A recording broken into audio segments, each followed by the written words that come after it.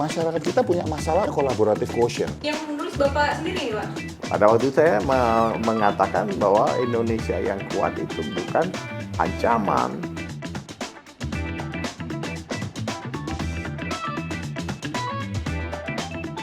Yang sebut karakter bangsa menurut Pak Laksamana itu gimana, Pak?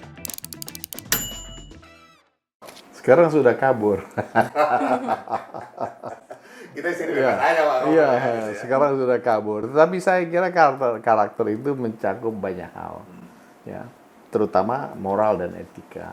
Itu yang mendasari, karena itu mendasari semua tindakan dan kelakuan perbuatan kita. Jadi kalau saya pikir memang kita harus menegakkan moral dan etika, kemudian hal-hal yang berkaitan dengan etos kerja, kemudian tidak disiplin, bahkan tidak bertanggung jawab dan hipokrit, ya. Itu yang menjadi masalah kita. Jadi karakter kita ini harus kita kembalikan. Apa itu?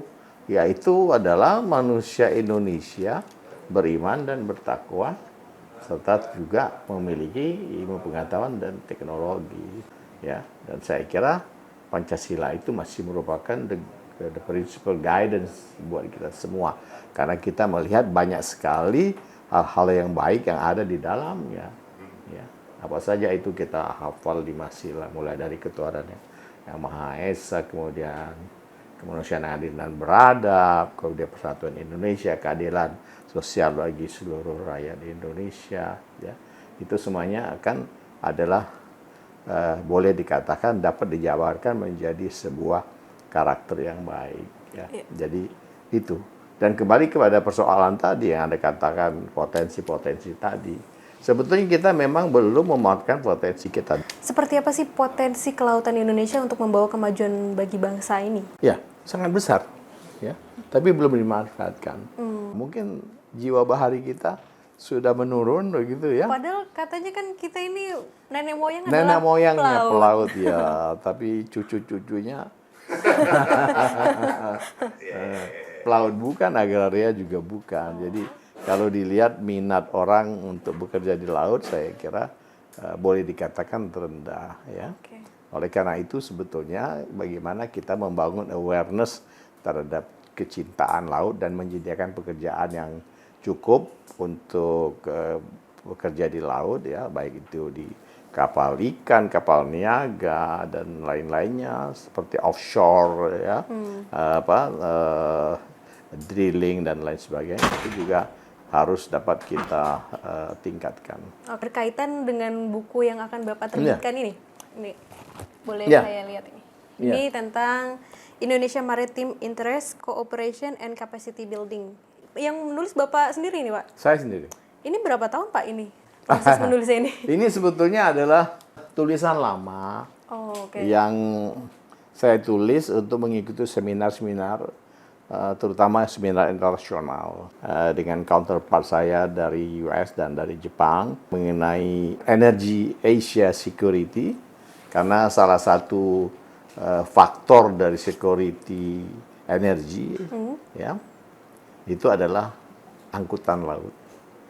Dan pada waktu itu Jepang, karena 80% tergantung dari bahan bakarnya dari import, mengkhawatirkan masalah-masalah berkaitan dengan keamanan pelayaran di Selat Malaka, terutama dan Laut Cina Selatan. Jadi mereka mengundang termasuk saya, bagaimana pendapat dari pihak Indonesia, dan kita mengatakan bahwa kita berkomitmen untuk menjaga kelancaran, security dan safety dari pelayaran di Selat Malaka.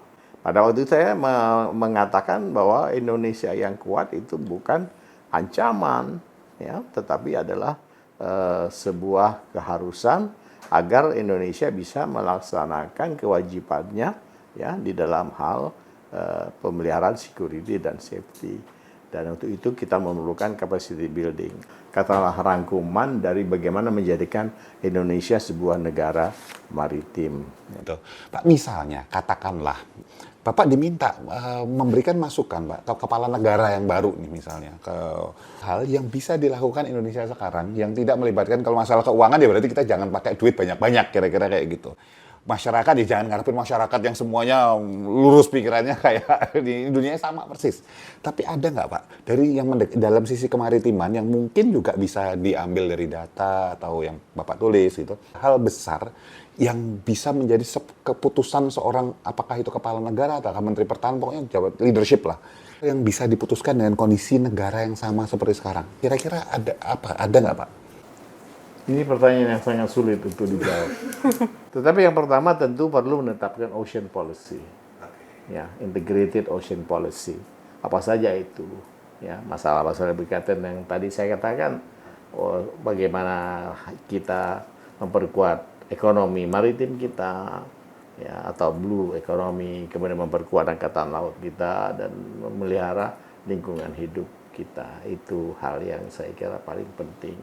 Yang kedua adalah bagaimana kita melaksanakannya bukan hanya di atas kertas, tetapi diimplementasikan dengan baik. Dan untuk itu memang saya kira juga perlu membangun awareness. Saya kira yang paling penting adalah adanya Menko Maritim yang bukan hanya membawahi 5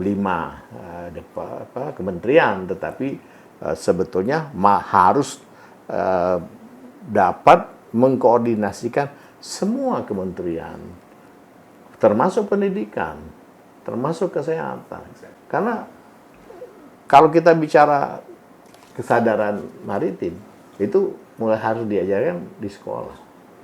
Maritim mempunyai environment yang berbeda, perlu kesehatan maritim yang mungkin ya seperti di angkatan laut ada hyperbaric chamber contohnya, ya, dan lain sebagainya, ya, seperti itu. Jadi memang saya kira harus menata kembali koordinasi-koordinasi yang terjadi antara departemen, kementerian dengan sebaik-baiknya. Oke, kita akhiri diskusi hari ini dan buku ini bisa menjadi inspirasi bagi masyarakat Indonesia untuk memajukan maritim Indonesia ya Pak? Saya harapkan demikian, mudah-mudahan. Paling tidak ini adalah sebuah curah pikir dan katakanlah ajakan untuk kita melihat bahwa kelautan maritim itu penting bagi kemajuan bangsa Indonesia. Oke, terima kasih banyak atas waktu dan inspirasinya Terima kasih, Pak. Pak Hidayat. Sampai jumpa di program Tech Time selanjutnya.